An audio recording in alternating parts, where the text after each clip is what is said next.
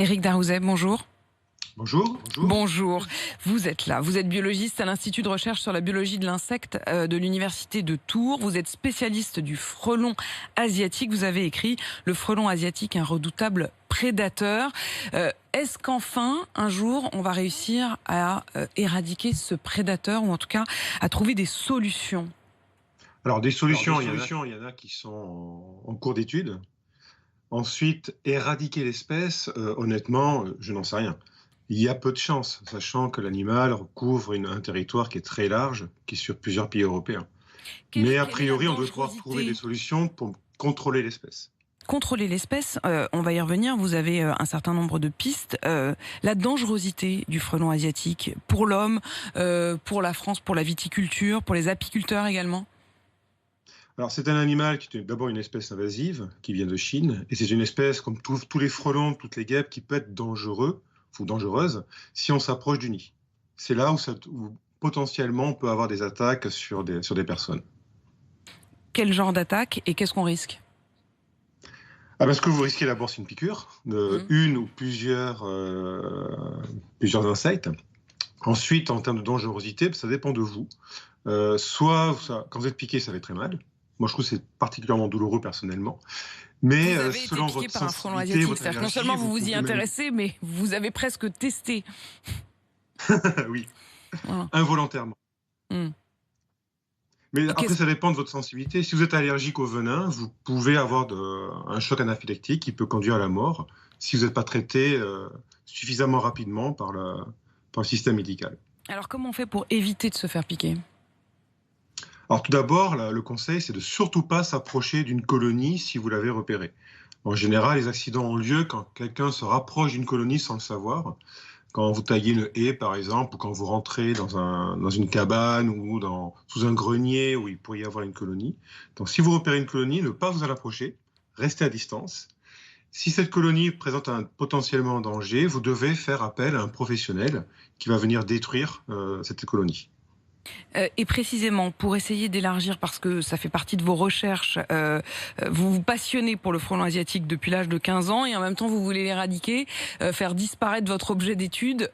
Comment faire et quelles sont les pistes? Alors 15 ans, non, quand j'avais 15 ans, je ne connaissais pas le frelon asiatique, personne ne le connaissait. L'animal est arrivé il y a une quinzaine d'années en France à peu près. Donc oui, moi je me suis passionné depuis sur ce modèle-là parce que c'est un insecte qui est passionnant en termes d'études, comme la plupart des hyménoptères d'ailleurs. Oui, j'essaie de l'éradiquer comme vous dites, mais c'est un vœu un peu pieux, je dirais. On sait que c'est une espèce invasive, on sait qu'elle pose des problèmes en santé humaine, dans l'environnement, parce que c'est un prédateur généraliste, donc il chasse beaucoup d'insectes.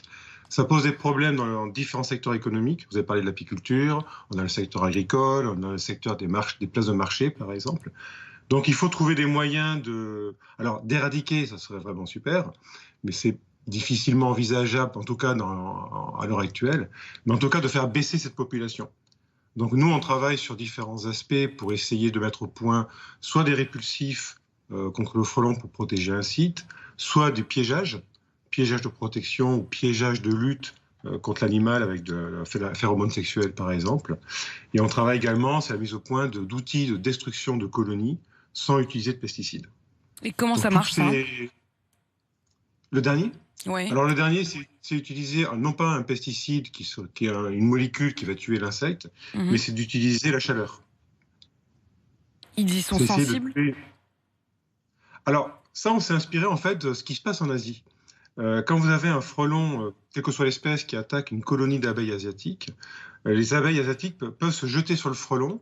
Il y a une grosse boule d'abeilles qui entoure le frelon et elles peuvent tuer le frelon avec la chaleur. Ça monte au-delà de 47 degrés centigrades. Donc on s'est inspiré de ça, on a testé cette technique au laboratoire pour voir comment on pouvait tuer le frelon avec la chaleur sèche, la chaleur humide, des choses comme ça.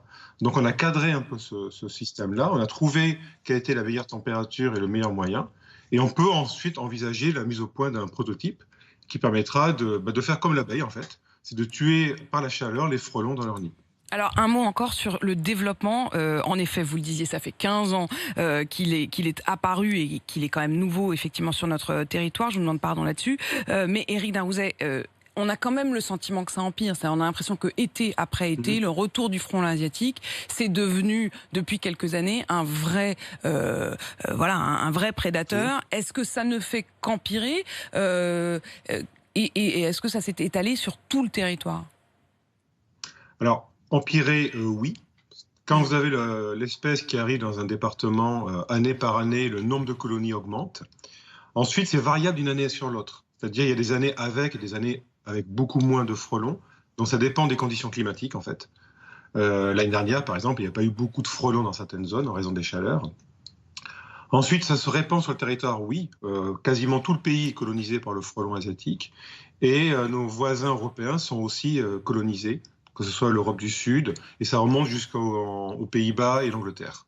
Donc ça se répand année par année sur le territoire. Ça se répand et vous le dites, il faudrait réussir au moins à les contrôler, peut-être même à l'éradiquer, mais ça, dites-vous, c'est un vœu pieux. Merci beaucoup Éric Darouzet d'être venu avec nous sur RMC ce matin. Je rappelle que vous êtes biologiste et que vous avez écrit Le frelon asiatique, un redoutable prédateur, on l'a bien compris.